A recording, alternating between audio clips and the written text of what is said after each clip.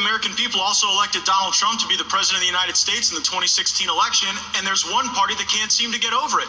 Now, we understand the fact that in 2018 you took the House of Representatives, and we haven't spent our time during your tenure in power trying to remove the Speaker of the House, trying to delegitimize your ability to govern. Frankly, we'd love to govern with you.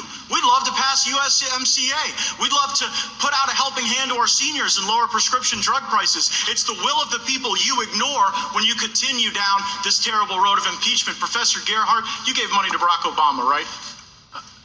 My family did, yes. 4 times? That sounds about right. Yes. Mr. Chairman, I have a series of unanimous consent requests relating to Professor Feldman's work. The first, Noah Feldman, Trump's wiretap tweets raise risk of impeachment. Gentleman will suspend. My time. We'll take that time off. Has the gentleman submitted? Have we seen that material? We can provide it to you, as is typical for unanimous. And we'll consider the unanimous consent request later after we review Very the well. material. Very well. Thank you. The gentleman may continue. Thank you, Mr. Chairman. Mr. Feldman wrote articles entitled, "Trump's Wiretap Tweets Raise Risk of Impeachment." He then wrote, "Mar-a-Lago ad belongs in impeachment file." And then Mr. Jake Flanagan wrote in Quartz, "A Harvard law professor thinks Trump could be impeached over fake news accusations." My question, Professor Feldman, is since you seem to believe that the basis for impeachment is even broader than the basis that my Democrat colleagues have laid forward, do you believe you're outside of the political mainstream on the question of impeachment? I believe that impeachment is warranted whenever the president abuses his power for personal benefit or to corrupt the democratic process. Did you write an article entitled, "It's hard to take impeachment seriously now"?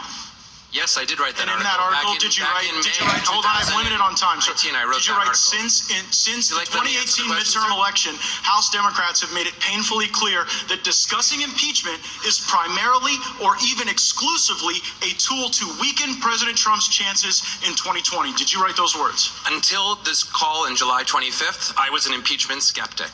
The Very call well. changed my mind, sir, and for Thank good you. I reason. appreciate your testimony. Professor Carlin, you gave $2,000, or you gave $1,000 to Elizabeth Warren, right? I believe so. You gave $1,200 bucks to Barack Obama, I have no reason to question that. and you gave $2,000 bucks to Hillary Clinton. That's correct. Why so much more for Hillary than the other two?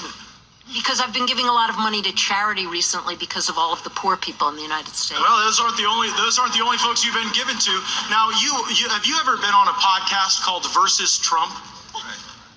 I think I was on a live panel that the people who ran the podcast called Versus Trump.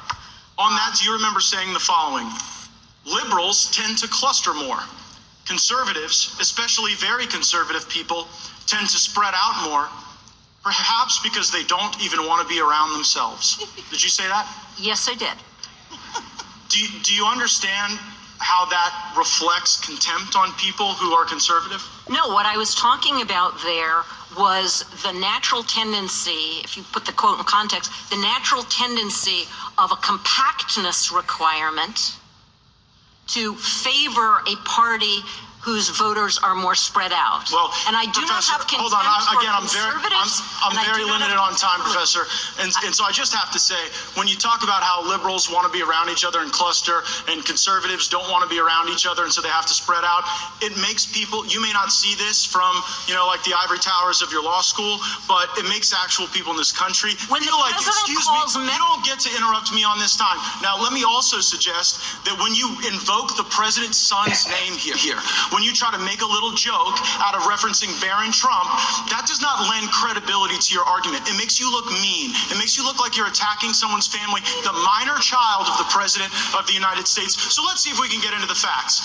To all of the witnesses, if you have personal knowledge of a single material fact in the Schiff report, please raise your hand. And let the record reflect, no personal knowledge of a single fact. And you know what? That continues on the tradition that we saw from Adam Schiff, where Ambassador Taylor could not identify an impeachable offense. Mr. Kent never met with the president. Fiona Hill never heard the president reference anything regarding military aid. Mr. Hale was unaware of any nefarious activity with aid. Colonel Vindman even rejected the new Democrat talking point that bribery was invoked here. Ambassador Volker denied that there was a quid pro quo, and Mr. Morrison said there was nothing wrong on the call. The only direct evidence came from Gordon Sondland, who spoke to the President of the United States, and the President said, "I want nothing, no quid pro quo." And you know what? If wiretapping a political opponent's an impeachable offense, I look forward to reading that Inspector General's report, because maybe it's a different president we should be impeaching. Gentleman's time is expired.